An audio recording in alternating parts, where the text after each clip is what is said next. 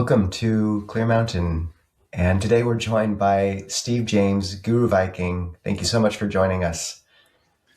Thank you. I'm so pleased to be here. I was saying to you before we began recording that I'm a big fan of your YouTube channel and the interviews you've been doing. So it really is a pleasure to meet you and to come on your channel. We expressed the same, just the kind of ethos of curiosity and warmth. We also decided you have enough hair for the three of us, which was helpful. I said I would take the beard. Yeah, and the top knot or the ponytail.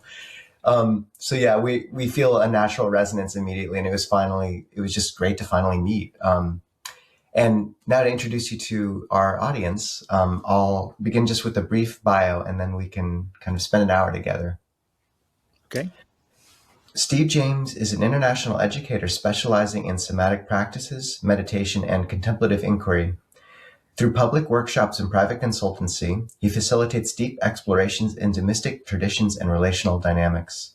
He is the creator of the movement Koan Method and the host of the Guru Viking podcast, a platform through which he interviews a wide range of Buddhist and non-Buddhist spiritual teachers and adepts, and through which we first came to know of Steve in a channel we're a big fan of. So, Steve, would you first just tell us about some key moments of faith that brought you to your current vocation as a spiritual seeker and devoting your life to this? Yeah, that's a very interesting question. I think it began for me in my childhood, as it does for so many of us. And the two main influences at that time were I was a Catholic altar boy. And when I was very, very young, a small child, I began to do that.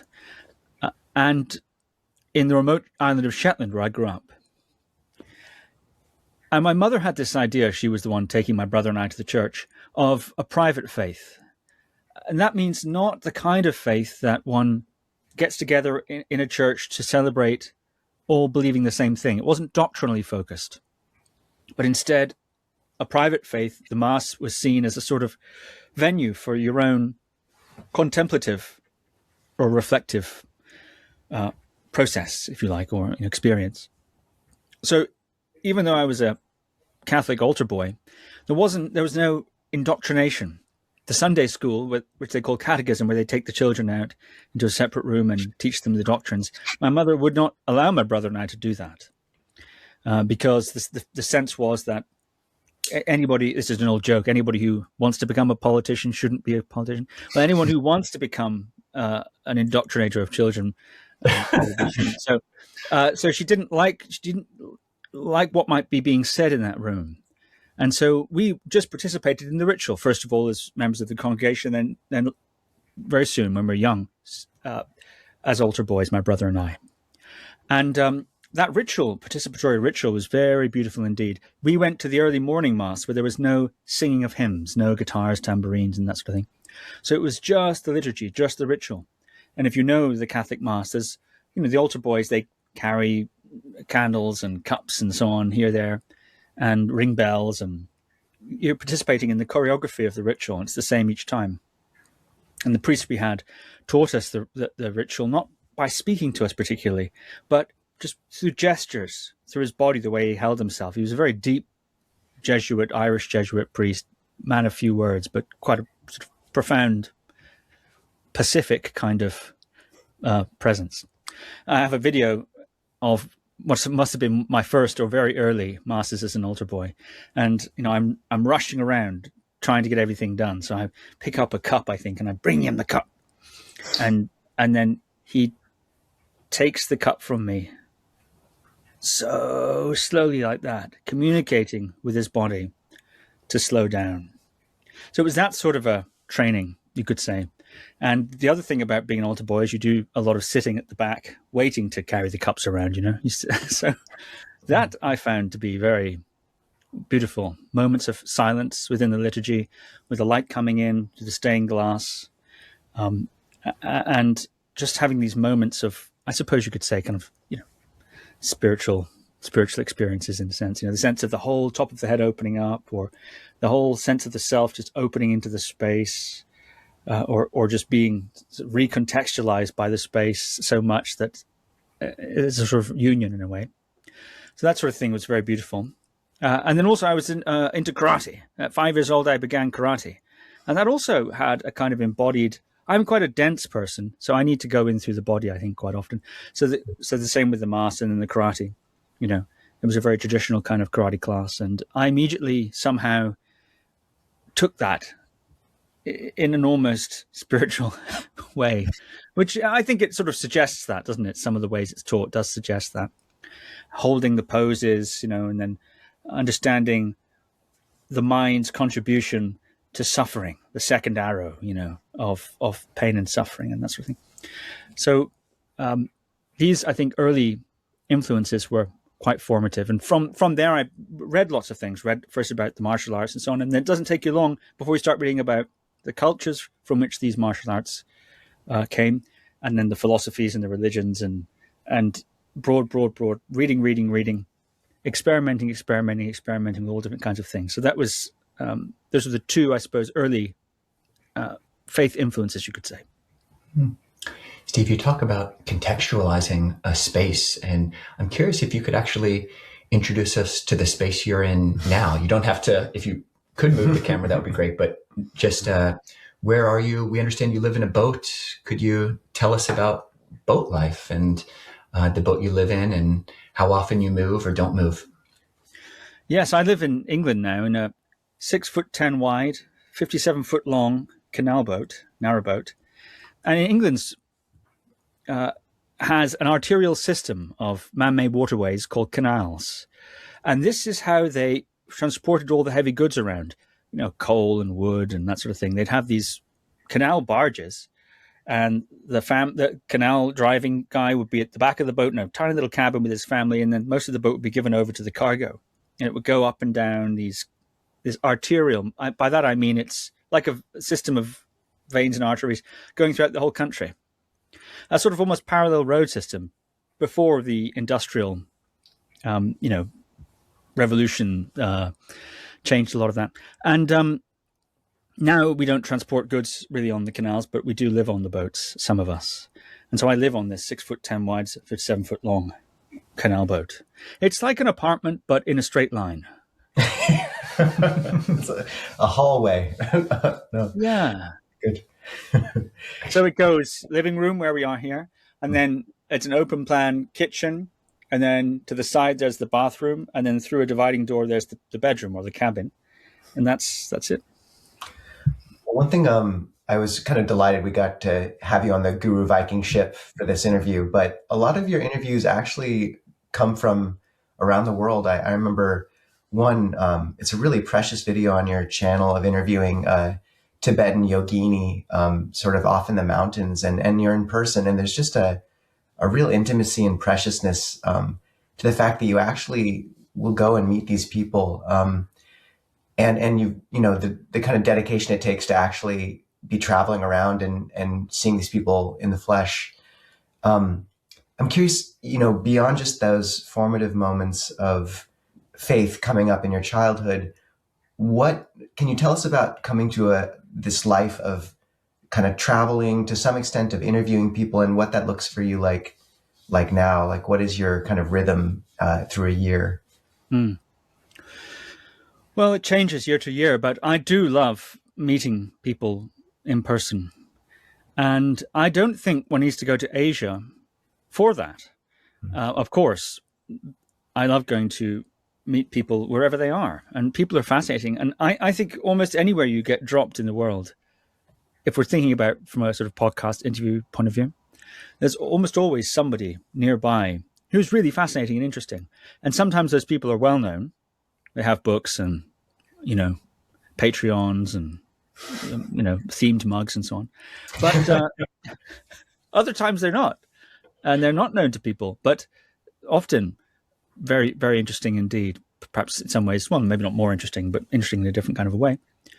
And so I love to do that. So whenever I do travel for work or whatever the case is, training or whatever, then I try to meet people if I can.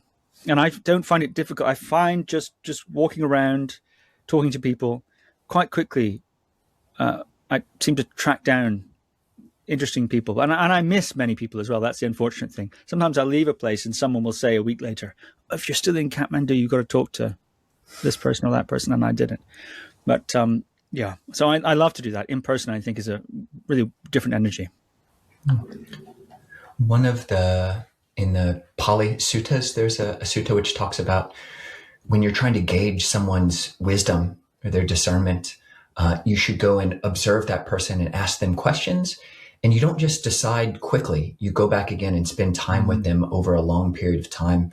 And that's something that I like about your YouTube channel, is that you have these repeated guests. You'll go, Dhammarato, a former monk with Ajahn Buddhadasa, you've interviewed him, I don't know, maybe a dozen times, and actually gone to meet him in person and recorded that over a couple of days. And I'm curious if you could talk about that. Yeah, this practice of meeting somebody over time and not necessarily judging their wisdom, but the difference between just a single meeting versus seeing someone in different situations over a longer period of time. Yeah, that's interesting.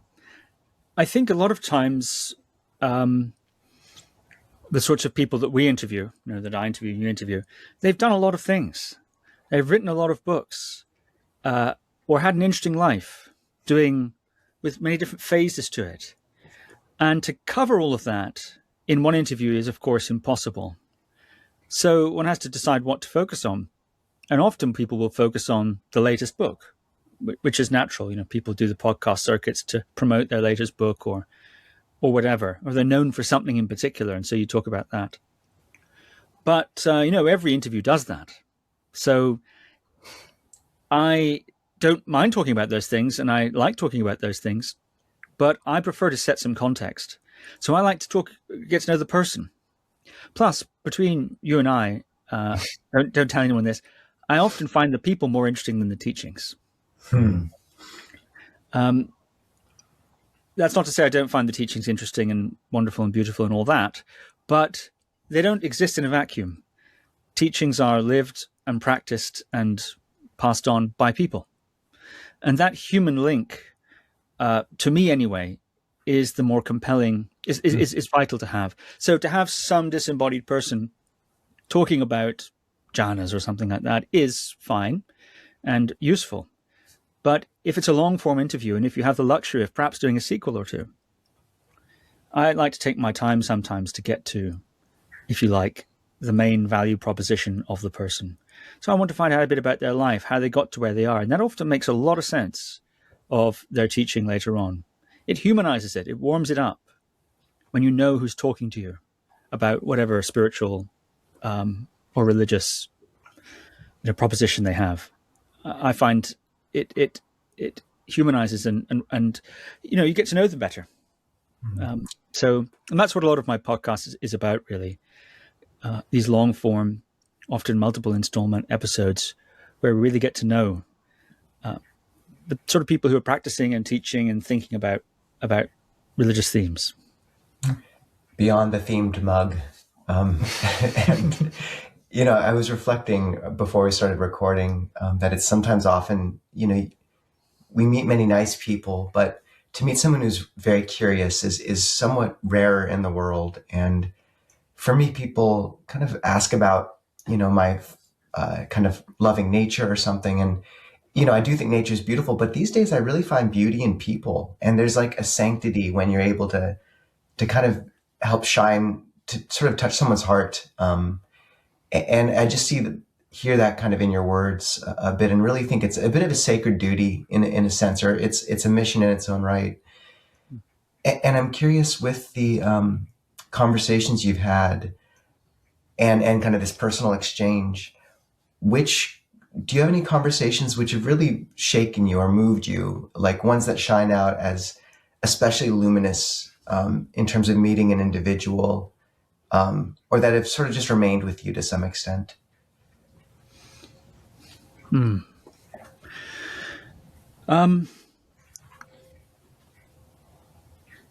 I would say I'm often moved by an interview.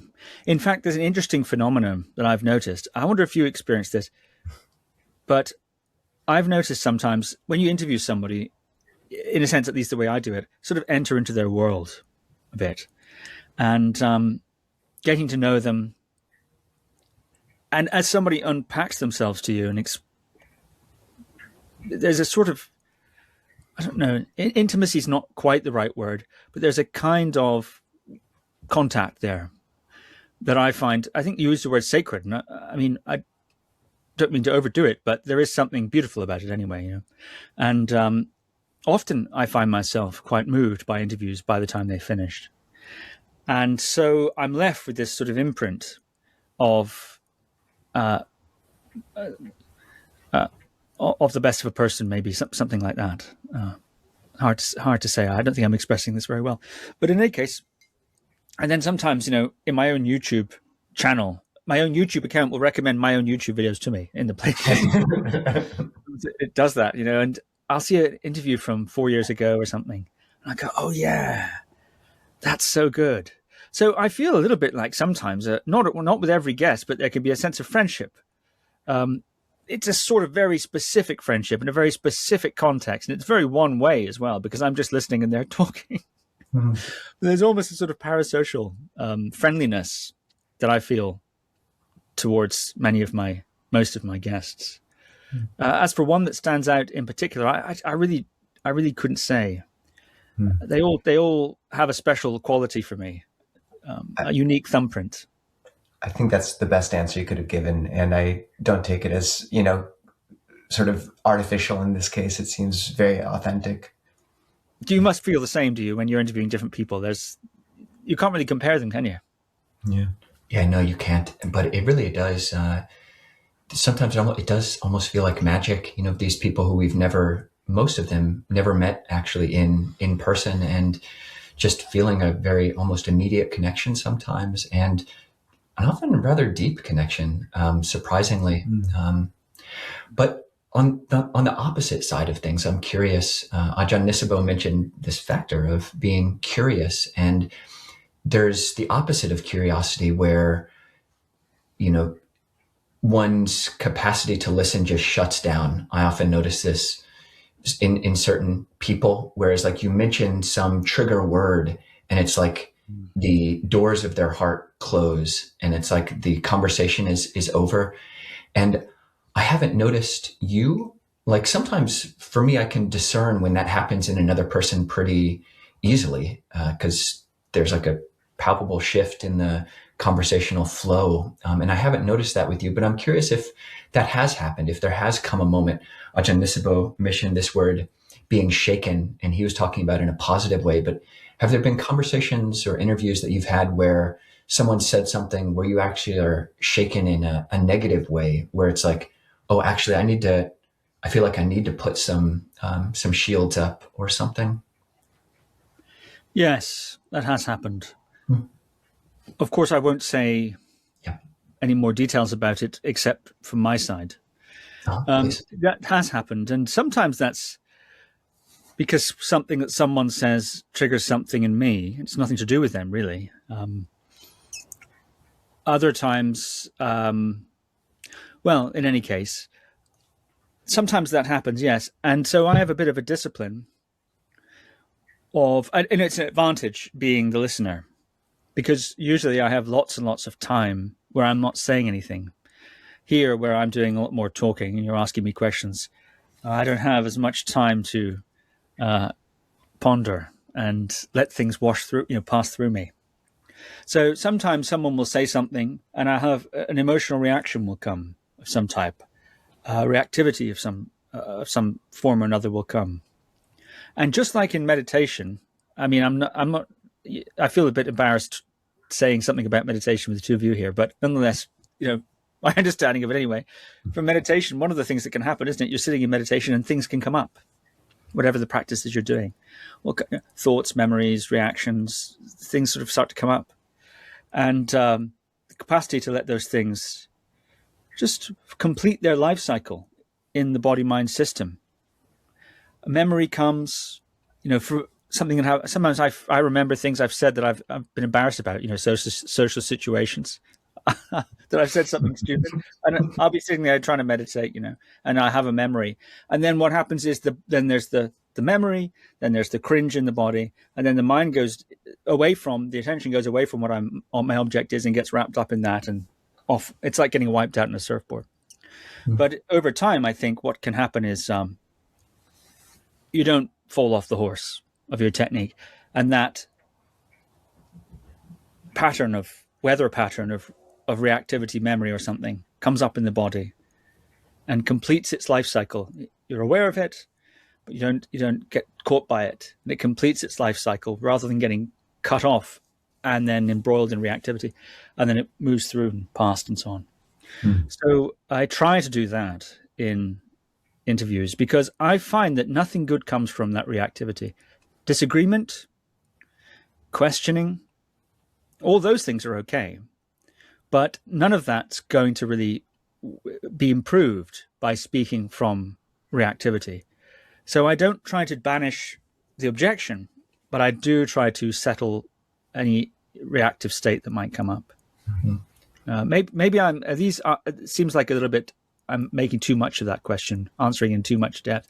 But I think that's but I have a lot of time. I've had guests who've talked for 2 hours without. So it's a great meditation practice, honestly. Wow. Yeah, it definitely wasn't an attempt at like a trick question. And I think your framing of it as staying on the horse is a really good one, because I think some people maybe naively have this idea that they just need to be completely open to everybody all the time. And I find this interesting metric of almost percentage in which one is embodied or with oneself versus opening oneself up to the other person. And, I've heard different teachers suggest different things, like I think, I forget who it was, but maybe suggesting staying in your body 80% and then opening yourself, even if you're listening to someone else. And I guess it depends on the situation, but then opening up yourself 20%. And I'm curious if it's even possible for you to say what you feel is an optimal range for those percentages, or if the whole question doesn't even make sense, or if there's a internal, external, and both internal, external kind of awareness that you're placing attention on. Yeah, that does make sense. Could you say something a little bit more about that? I feel like I understand what you're saying, and I think it's really, really interesting. Could you maybe be even more explicit about that? Yes, it was actually Mugen Roshi who talked about this way of listening and asking questions. And he was saying that, before he was conscious about how much attention where his attention is spatially when he's listening to someone, that his mind would actually just naturally get pulled out, and he would find his posture even leaning forward. Whereas when he realized that happening, he would actually more intentionally bring it to this 80-20. And for when interviewing someone, it's a different type of interaction, but I do find that bodily awareness of oneself as one's asking questions to be quite significant. And because you've interviewed so many people, I think you've got over 350 interviews on your channel and have done it so much and have a lot of skill in this. What advice you would give maybe for other people who, the Buddha said this is a cause of wisdom, is asking questions to other people. So maybe advice for people when they are speaking to teachers or mentors, how to place attention as you engage with others. That was such a skillful interviewer counter question, by the way, Guru Viking. So well done. Well, I don't mean to do a judo flip on you. I just think that it's really interesting what you're saying, and it wasn't, it's not the normal kind of question. So I wanted to hear you say a bit more, and that's been very helpful. Well, I would say the following, and I'll come back to this idea of apportioning attention. What I say sometimes to people, if they ask me, should they ask me? Probably not. But if they ask me for my advice on how to interview, then I'll say to them something like, what I recommend is to prepare very well which means, read as much as you can of the person or however else you prepare, and really try to think about some good questions and write them down so that you've got a really good bank of questions. Think a bit beyond the obvious thing, what you would like to know, rather than just what it seems like you should ask based on, what you think other people would ask. Follow your curiosity, in other words, and do prepare. And then when you come to the interview, you've got all of that you can fall back on, but then listen. Don't just rattle through your questions one after the other, but try to listen. And if you're able to listen, then the person will say all sorts of things, leave all sorts of little threads that you can pull on. Follow-up questions, things that they hint at and don't expand because it's a little bit off the question. And you start pulling on those things and start to tease out more and more and more of what's in there. I find myself, if I'm answering questions in an interview context maybe, or just in conversations, often I don't say everything I think, or you need someone to tease you out a bit. You don't want to waste time. You don't think they're interested. You assume maybe shared understanding that isn't there. And if someone says, what did you mean by that? Can you say a little bit more about that? When you said that, it made me think of this. How do you respond to that? So you've got this combination really of good preparation and then listening and spontaneity. It's like a musician who studies very, very well, practices very, very well, so that the vocabulary of their instrument is available to them in the performance, but they're not limited by what they've done before. They might go somewhere else with it. You need both of those aspects. And so as for apportioning the attention during the interview itself, I'm trying to break it down. Yeah, I think I put a lot of attention on the guest. I also have a very wide vision very often. So even now, as I'm talking to you, I'm aware of the peripheral vision, the whole room. I have a sense of the body. A lot of my meditation practice is feeling the body and so on. And like I said, I'm pretty dense, sort of body-bound person anyway.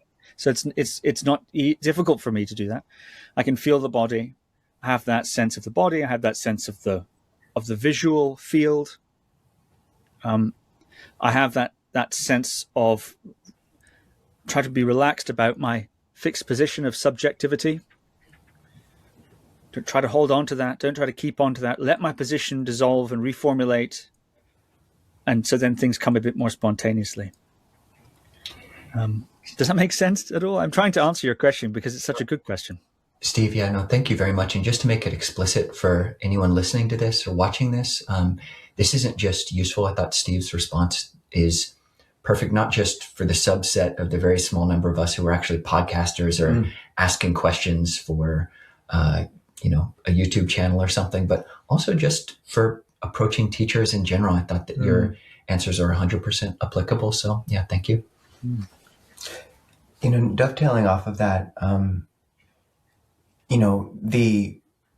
what I also find is when you're kind of speaking, and this wasn't a question I had beforehand, but in the moment it really comes is, the questions I often come up with can be somewhat abstract. And then you realize there's a moment where the conversation can really kind of come down and touch the earth, or like with people's lived experience. And here I find the question that is coming up for me is all the people who, begin spiritual practice and their whole interest and trajectory start to shift. And yet, we all have so many people in our lives at work and family who speak a whole different language, are interested in very different things. And, I really, when people ask, so how do I relate to those people in my life now? How do I have, non-sampapalapa conversations with them, non-idle chatter? And for me, like, I usually say something like, it almost becomes a game to find someone's Dharma language. Like, how can you find their Four Noble Truths or something like this? But I'm curious how you would say, as someone who does see beauty in people and can find it and sees that, and people feel seen by you, how would you tell people to, what advice practical would you give to people about finding, speaking, yeah, finding the beauty in the people around them, even if they aren't explicitly on the same path, family or work or otherwise. Yes, I recognize what you're saying, or describing there. If I understand you correctly, there can be especially when someone is a new convert or freshly interested by a religious path, there could be naturally there's an immersion, isn't there, that one does. You want to read, you want to practice, you want to talk about it all the time, and there can be a sense of alienation towards other people. Suddenly, your friends and family seem interested in trivial, mundane things, whereas your attention is fixed on, metaphysical truths. Or, well, I don't mean to be facetious about it, but I mean that's what it is, isn't it? Or looking at the system of samsara and all that, how it works, and you see people reacting to life. They're happy about good news. They're sad about bad news. They don't understand that this is all just, Maya, sort of thing. And I think that's natural, but I do think it's a phase. I do think it's a phase.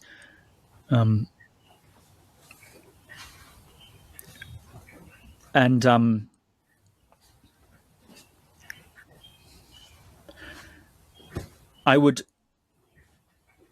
therefore not be too in a hurry to interrupt that phase.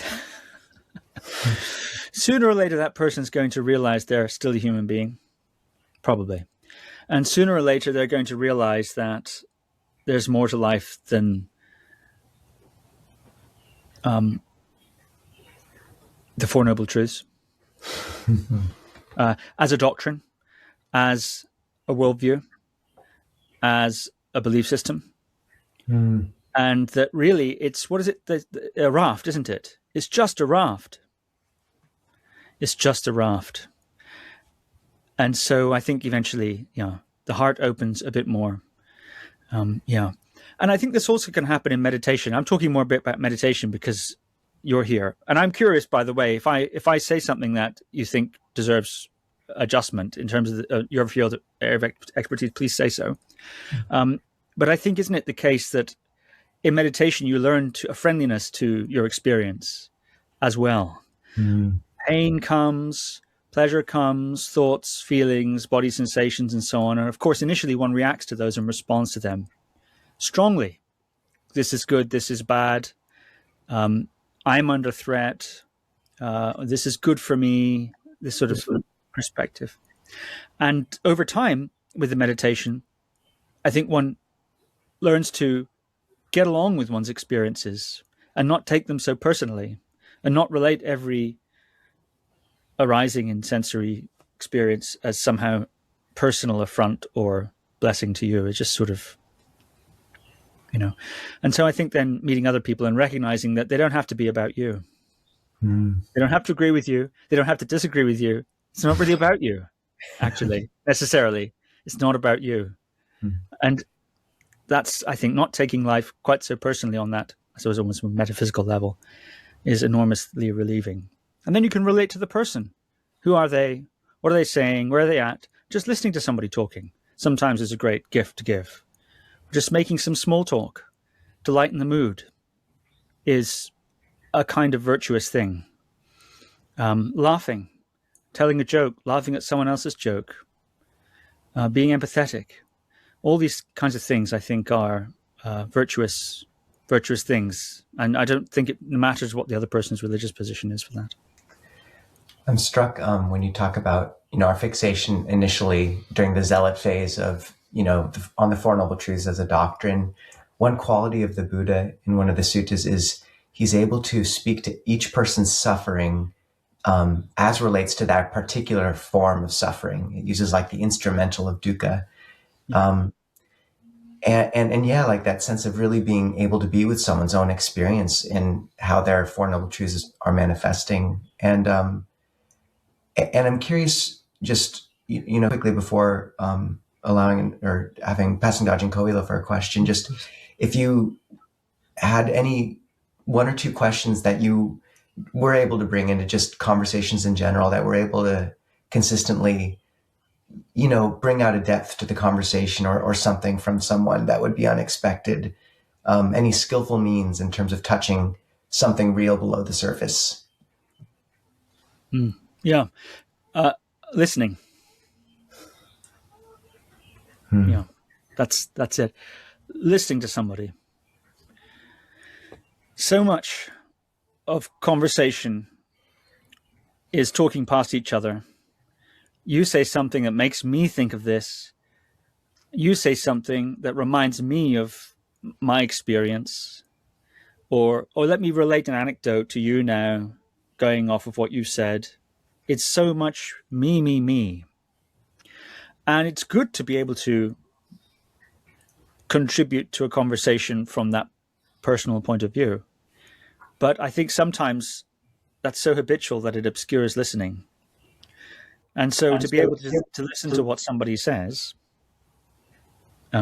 without making it about you is, I think that's what makes it deep. People rarely listen and are rarely listened to.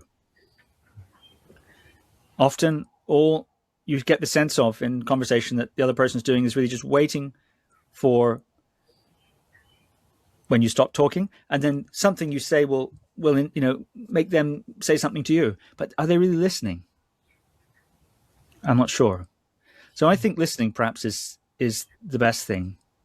And you can't make a conversation deeper than it is, but you can certainly make it shallower. So I don't think listening will deepen artificially a conversation. You can't force someone into a depth that they're not willing to go, but you can certainly cut it off. And most of the time you cut it off by not hearing what the person's saying. You miss what they're offering you. And maybe even they miss it. They don't, you miss it. But if you listen, you can catch it. And you're there for it when it comes. So I'd say listening is the... and I really like what you said about the Buddha talking to all different kind of people. And it's the same with Jesus. When we think of Jesus, well, he was quite a scandalous person, hanging out with prostitutes and, drummers probably as well. I don't know. I mean, like something like the bass players. And people thought that was kind of a bit scandalous, but he was able to meet all kinds of people from all different kinds of rank, social rank, religious position, educational level, spiritual development, as you say, language, class, vocabulary, associations that they have and speak from, and so on. So I think this example of the Buddha and of Jesus is so good. I think your answer, there's a sanctity in that answer of the listening. I really felt it. And you might know this quote from Mother Teresa, where they asked what she did when she prayed, and she said, "I listen to God." And they said, what does he say? And she said, "He listens back." And just hearing you speak to that, thank you, Steve. That was quite a gift, actually. I should do shorter answers like that. It's perfect. It is interesting in the final sutta, the Mahaparinibbana Sutta, when the Buddha is passing away, there's a very interesting scene which it's said that the Buddha, when he goes and speaks with Brahmins, at times they will think that he's a Brahmin, or when he goes to speak with merchants, they'll think he's a merchant, and they won't realize that it was actually the Buddha. And you find that, and it's an interesting little point there. But you said something which did start my mind thinking in a particular trajectory, but that there's more to life than the Four Noble Truths. And actually listening, when you said that, it is true, and there's a Theravada Sutta which talks about this Simsapa forest. So trees that have very small little leaves, and the Buddha picks up this handful of leaves and he says, which is more, the leaves in the forest or the leaves in my hand? And the monks say, oh, the leaves in the forest, of course. And the Buddha says, so too, what I realized on enlightenment were like the trees of the forest, but what I teach is the leaves in my hand. And what are those? Those are the Four Noble Truths. And for myself, and this is kind of like the structure of Theravada in particular, it's like the Buddha is suggesting to see the world through these Four Noble Truths. And he wasn't that didn't make him a robot. He could, when people would come up to him, he would have like normal human exchange. He'd say, "How are you? I hope you're well. I hope you're not sick. I hope you're getting enough food." But then he would kind of structure and lead conversation, if he could, in the direction of the Four Noble Truths. And for myself, I do find that extremely psychologically nourishing and sustaining in a way, to have that structure for myself, to like, okay, put what I'm hearing into this folder. Okay, this is, about the first noble truth and second, and it can become stale and feel a bit like black and white and unrealistic. Like there is more to life than the Four Noble Truths. But I'm curious if do you have a similar structure, if it's not the Four Noble Truths, into which you're kind of filing experience? Because just for me, I don't think I could handle the whole Simsapa forest. Like it would just be too psychologically. Pile of leaves. Yeah, I would. I would be buried underneath all the leaves. And for yourself, what is the overarching structure, or is it just appreciate all the leaves for what they are? Well, one of my main meditation teachers was Shinzen Young. He's retired now from teaching, and he used to say, he said many things. And one of the things he said was, the body wants to be comfortable and the mind wants answers. And so he would encourage us to work through both drives.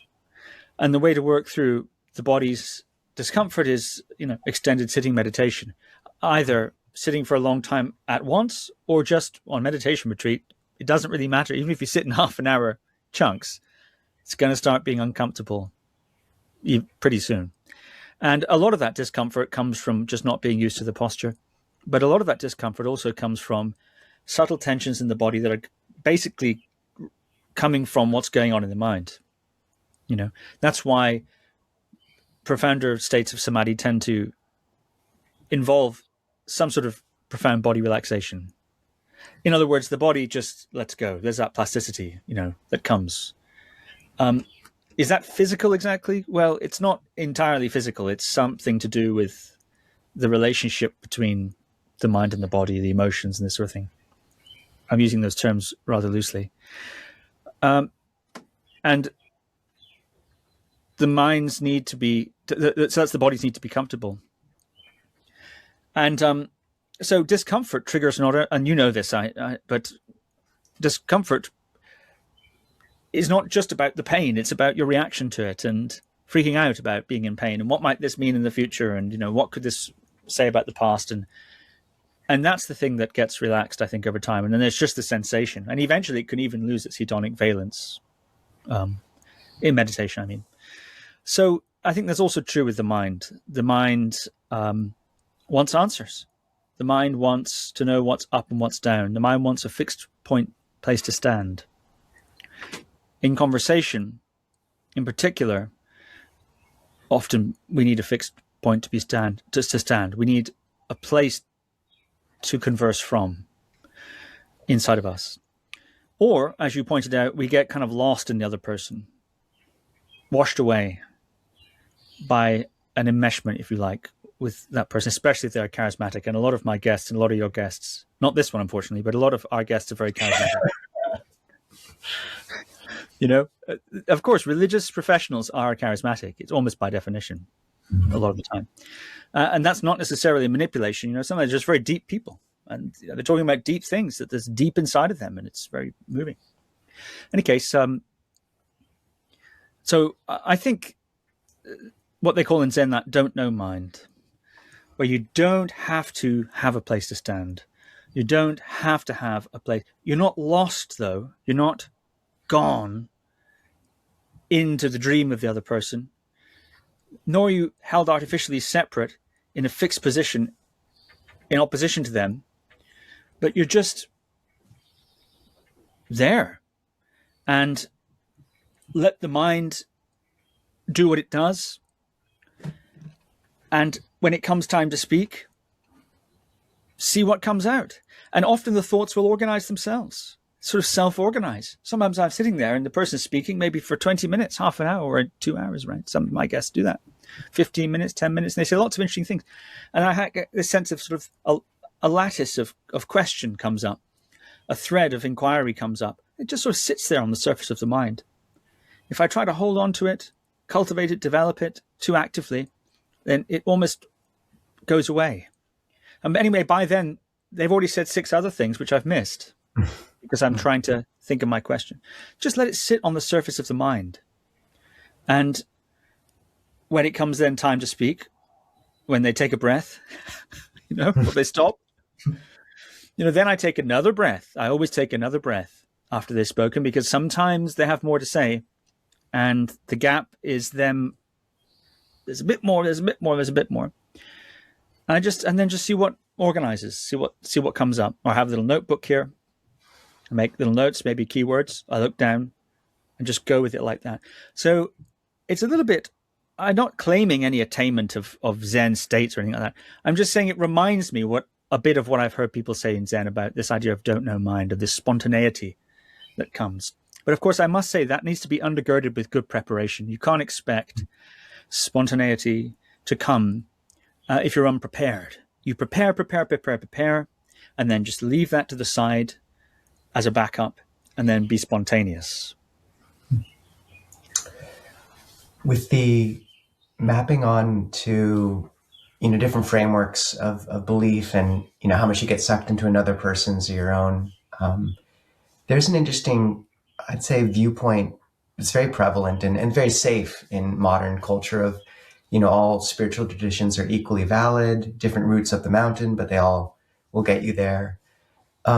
Which I've always found, it sounds nice, but it's also somewhat naive in the sense of how could every articulation of reality map equally well onto reality? I mean, and I always appreciated Ajahn Chah's, I think he said something like, all religions or most religions are cars heading in the same direction. But, it strikes me some cars are faster than others or have enough gas to get all the way to the end, etc. And, obviously I've sort of decided which car I'm riding in. And I appreciate a breadth of, because I'm very curious about different traditions and find huge nourishment in talking to, interfaith conversation or interdenominational. But I'm also curious for you, on a very shallow level, I'm just curious about the Guru Viking pie chart of belief, like what percentage do you think you might align with Theravada and Mahayana versus, other spiritual traditions? But if I was to, do a less tongue-in-cheek version of this, talking about, after talking to so many spiritual seekers, what have you found your relationship, what path has ended up really resonating with your heart, and how have you navigated not getting lost in the sea of leaves, and found refuge? And I guess, and also what's your relationship to the Buddha? So 3 somewhat interlocking questions, but a lot there, but please take any of them that you're interested in. Yeah. Such a good question. And I think that's a great way of putting it. This pie chart analogy, because isn't it the case that these days people always say there's a marketplace of spiritual traditions. You can go on the internet or into your bookstore or onto the Clear Mountain podcast or the Guru Viking podcast, and you can see all kinds of different ones, right? And even besides, within the same tradition, people who hold the same position will explain things differently. So there's variety there as well. So I think this idea of a pie chart, people complain, well, everyone takes a bit from here, there, and everywhere. But yeah, that's like a pie chart, isn't it? I like that idea. I would say about the pie chart that what somebody ascribes to and what their pie chart is aren't necessarily the same thing. There's often this idea, isn't there, that when you become a Buddhist, then that means you're sort of a 90% pie chart Buddhist. But if you become a Buddhist, you're also an American, or in my case, a boat-dwelling Scottish person, we live in a time, we live in a place, we come from a family of origin, we're encultured through education and media, and that's not really one's religious affiliation, and often that's a lot of the pie chart, and for most people, and often I think we're not aware of it. What are we? Are we post-religious materialists with a romantic lifeline towards the Pali Canon or something, or are we, fully enchanted, speaking to devas, kind of a person who only interacts with scientific materialism when you got to go to the doctor for a medical problem or something like that.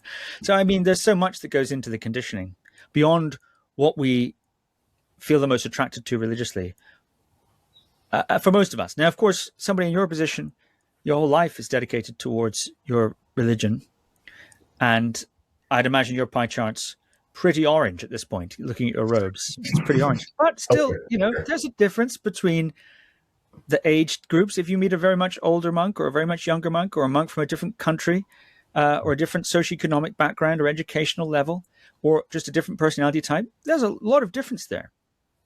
Now, you have the Buddhism in common, but there's a lot of difference.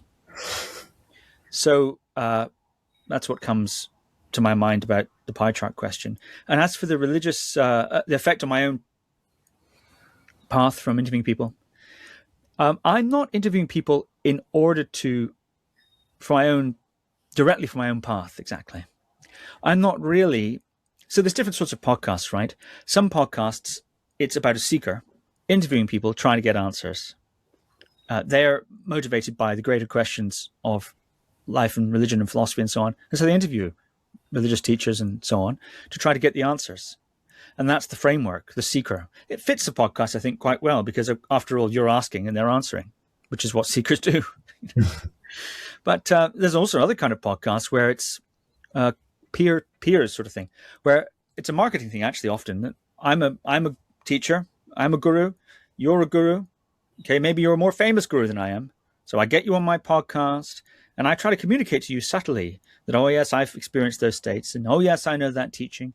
And there's this implication that the listener gets that these two people are they're peers, they're colleagues, they're in a club. And then there's a sort of rubbing off of the glory of the guest on the host, right? There are podcasts like that. And I find those podcasts myself a little bit tiresome, honestly. And the host is always... one gets the sense that the host really wants you, or maybe really wants the guest to know that they get it as well. I find that really funny. You probably know that in my podcast, I call myself a muggle. You've seen that? Sorry, go on. No, go ahead. What were you going to say? Oh, I was making a tongue-in-cheek joke about we get it, saying that we were...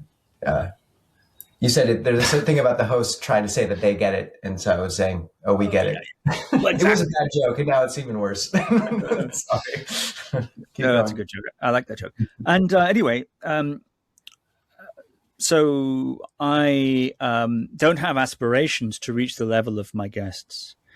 I don't have aspirations to their spiritual states or their meditative attainments. My personal religious, if you want, my meditation practice, my own orientation, if you like,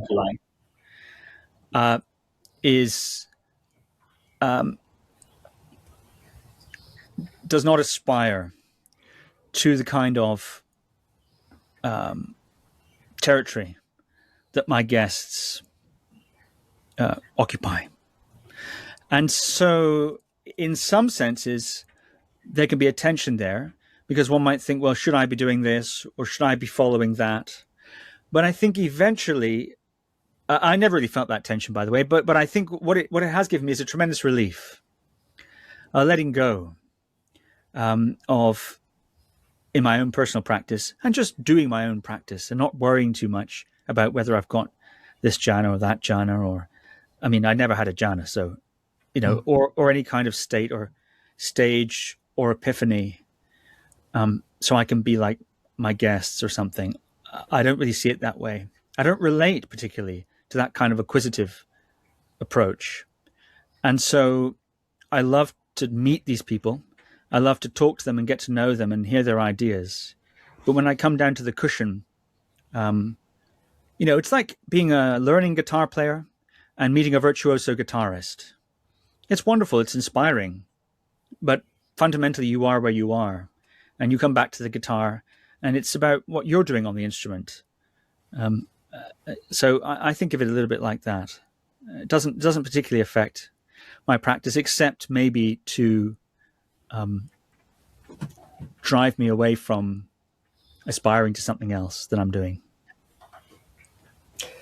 That was a beautiful answer. And I did want to just, the third part of the question I am genuinely curious about, and no expectation, but what is your relationship with the Buddha as a teacher and as a concept? I mean, you interview so many Buddhist teachers. I'm curious. No pressure for this question coming from the monk, but yeah. Yeah. I'm in awe, really, of the Buddha. And I feel very fortunate that to live in the kind of circumstances that allow me to be exposed to the teachings of the Buddha. Really. It's so easy to access them. I've got a bookshelf. Well, my boat is lined with bookcases, and I can just pick up so many books, and not only the teachings of the Buddha, or people, wise, deep people, trying to explain them, to muggles like me as well. Commentaries, that sort of thing. Amazing. Or just the original texts. You can even now learn the traditional classical languages of Buddhism, for example, like Pali, Sanskrit, Chinese, Tibetan, etc., right? And you can get even closer, in a sense, somehow.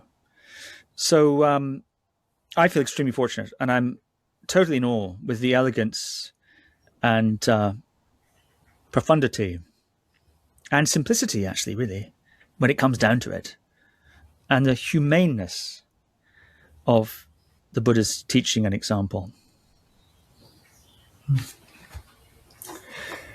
Steve, I'm curious, we'll probably start wrapping down, but there's lots of different types of Buddhism and certainly lots of different spiritualities in the world. And, one semi-distinction that could be made is between non-dual schools and then dualistic schools. And most framings of theravada being on the dualistic side. Like there's a lot of framings, like when you go up to a teacher, when you meet a teacher, you should ask, what is skillful? What is unskillful? What is praiseworthy? What is blameworthy?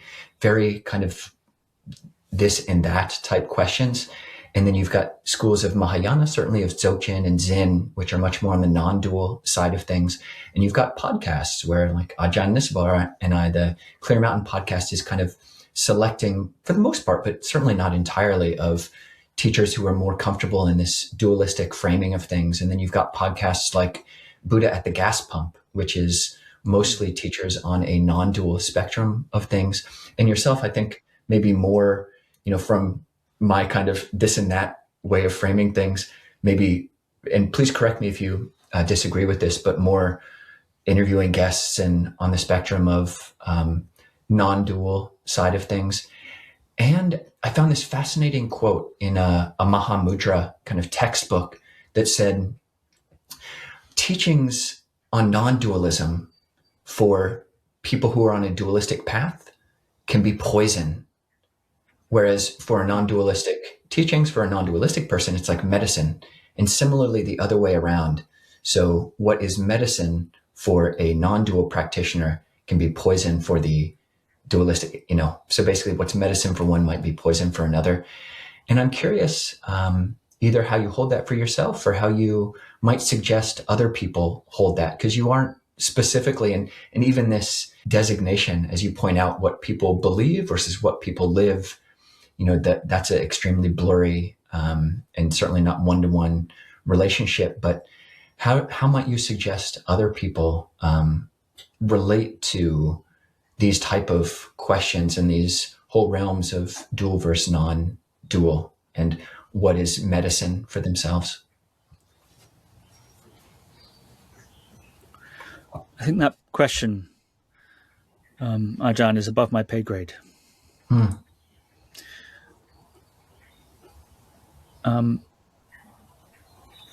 Yeah, I think it's above my pay grade. I don't think I can say. I mean, I can try to say something about it, but I don't know that it would be of any use. Let me think for a moment and see if anything useful does come up, but I don't think so. I wouldn't trust myself to advise on such a profound question without knowing the person. I think if you're talking to somebody and you can ask a few more questions, which is sort of I like to do, then maybe it would become clearer what might be sensible for that person. But as a general statement, I couldn't say. Both orientations have their pitfalls, of course, don't they? The non-dual is sometimes seen as superior by the non-dual people because it, in a way, transcends dualism.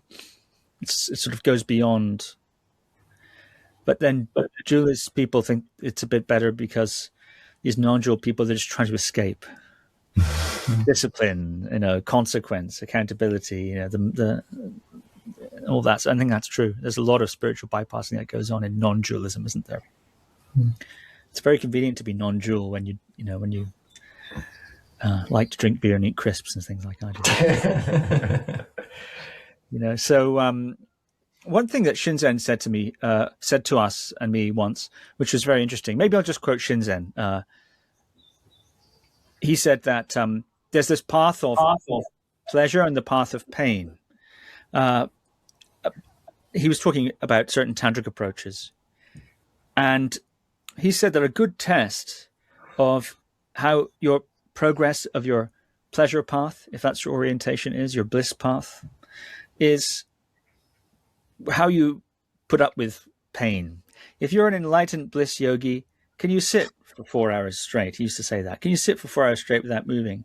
And then you'd see the bliss yogi's face totally drop, because there's no way that they could do. They say, "Oh no, I couldn't do that.